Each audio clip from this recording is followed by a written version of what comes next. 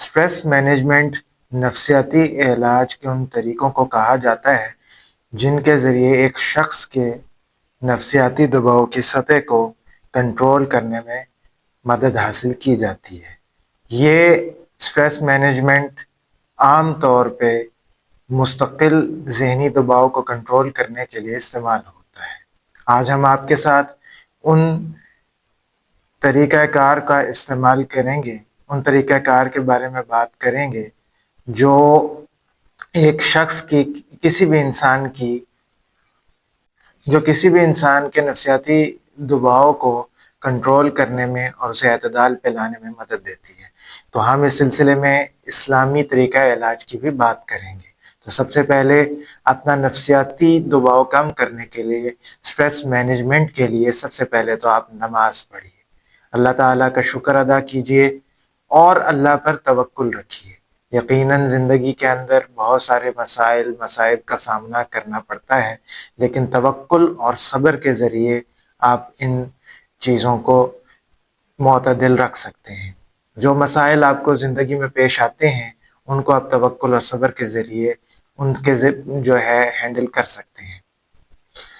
जिस्मानी सरगर्मियाँ, बाकायदा वर्जिश और चहलकदमी, ख़ास तौर पे किसी खुशगवार बाग के अंदर चहलकदमी आपके स्ट्रेस को कम कर सकती है।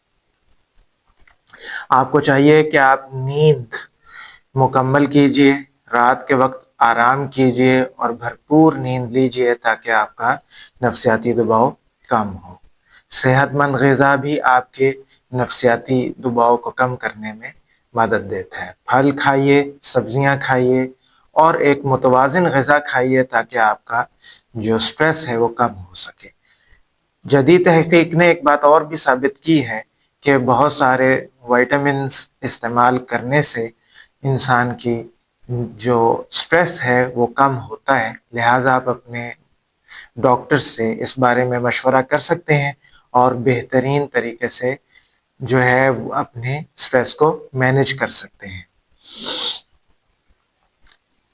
आज हम स्ट्रेस मैनेजमेंट में चूँकि इस्लामी पॉइंट ऑफ व्यू से बात कर रहे हैं, तो अभी कुछ देर पहले हमने ज़िक्र किया उन चीज़ों का जिनके ज़रिए से आप इस्लामी तौर पे अपने स्ट्रेस को मैनेज कर सकते हैं। तो आइए उस पर एक तफसील से बात करते हैं हम कि नमाज एक अल्लाह ताला के सामने सरवजूद होने का एक तरीका है कि आप इस्लाम में 5 नमाज़ें फ़र्ज़ की गई हैं, इसके अलावा नफल नमाज़ें भी हैं।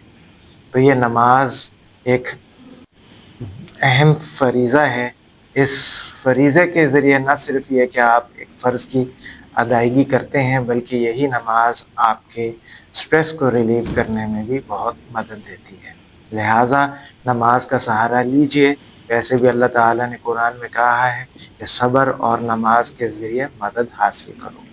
शुक्र अल्लाह ताला का एक बहुत बड़ी नेमत है, शुक्र अल्लाह ताला की एक बहुत बड़ी अता है। जब एक इंसान शुक्र करता है, ग्रेटिट्यूड जो है इंसान के अंदर एक बहुत ही ज़्यादा पॉजिटिव एनर्जी जनरेट करता है और उस एनर्जी के ज़रिए से इंसान जो है अपने स्ट्रेस को मैनेज कर सकता है। ज़िंदगी में किसके मसाइल नहीं आते।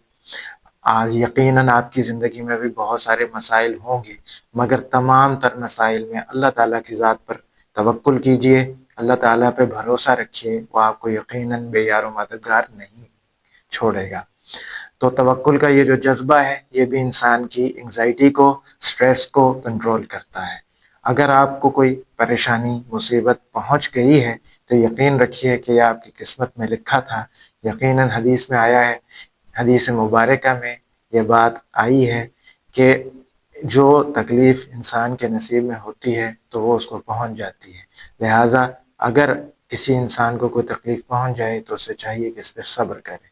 सब्र इंसान के अंदर एक सुकून की कैफियत पैदा करता है और अल्लाह की रज़ा में राज़ी रहने की तरग़ीब जो है इंसान के अंदर पैदा होती है। लिहाजा सब्र को भी अपनाया जाए। आज इसके आखिर में हम एक दुआ का ज़िक्र करेंगे कि ये दुआ बहुत सारे हज़रात का ये एक तजुर्बा है कि इस दुआ को मांगने से, इस दुआ को पढ़ने से इंसान के अंदर سکون اطمینان پیدا ہوتا ہے، جس سے یقیناً سٹریس مینیج ہوتا ہے. اور وہ دعا ہے لا حول ولا قوت الا باللہ. حدیث مبارکہ میں آیا ہے کہ یہ 99 امراض کی اس میں شفا ہے، جس میں سب سے چھوٹی جو پرابلم ہے وہ ہم اور غم ہے، یعنی سٹریس، انگزائٹی، رنج و غم. اس سے نجات اس دعا میں موجود ہے. لہٰذا ہم امید کرتے ہیں کہ آپ ان تمام چیزوں پہ عمل کریں گے، اس دعا کو اپنی زندگی میں پڑھیں گے تو آپ کے تمام مسائل حل ہوں گے اور آپ کا سٹریس جو ہے وہ مینیج ہو جائے گا. Stay with us for our next video.